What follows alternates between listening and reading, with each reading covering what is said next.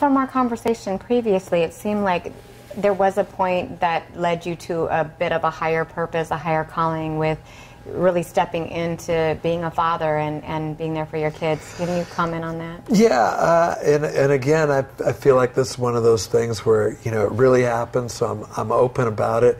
You know, eventually moving out to Napa, again, I feel like it was a divine intervention led me to the greatest person, you know, in my life, and we wound up having a child, and he has autism, and it's no bigger challenge in your life. And I think every parent who has a special needs child would understand what I'm talking about. It's just this incredible challenge that is with you every day, day in, day out. And I think you have to make a conscious decision, like, am I going to let this knock me down for good? Or am I going to be able to pick myself up? Because if I do, I'm giving my best self to that child.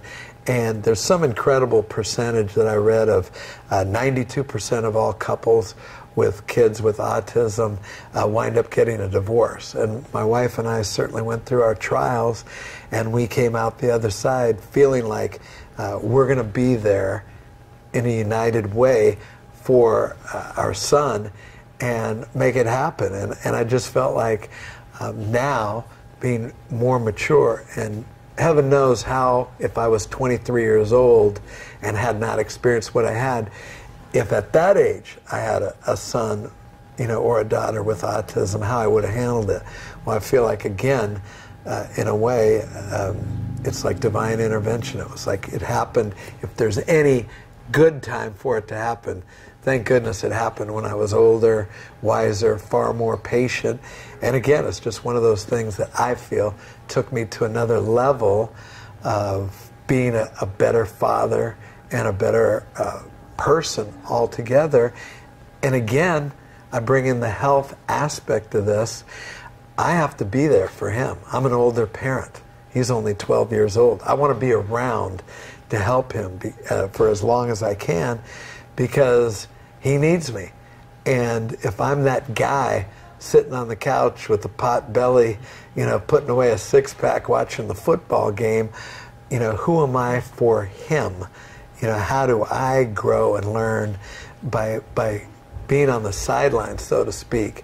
And so I kind of have this personal mantra, like, I'm not going to be that guy. I'm just not. I'm going to go down fighting. You know, I'm going to fight old age, and part of my inspiration for that is I want to be there for my son for every bit as long as I can, and not be, you know, not able to be my physical best for him for as long as I can. Well, it makes total sense, and it's in perfect alignment to all the, you know, healthy choices that you're making now.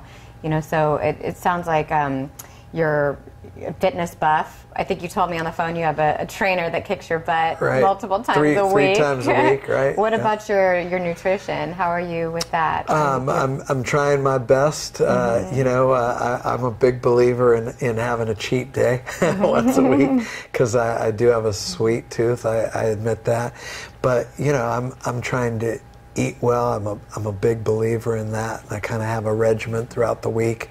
You know, no junk food, and keep all that stuff away. But it's a temptation. I'm not going to lie to you. It's not easy. But I always remember the higher goal and the bigger purpose. You know, being there for my family, and that always kind of clicks in. And I remember why I want to do it. It's not just for me, although, you know, I'm the first to admit it started out being just for me, because I was kind of like, you know, I got to feel better. At that time, I was only like 45 years old, and I felt like I was 85 years old, you know, and mentally and physically. And, you know, it took me a while to come around, but once the ball started rolling, you know, my inspiration knows no bounds to look for and find other new things that I can do.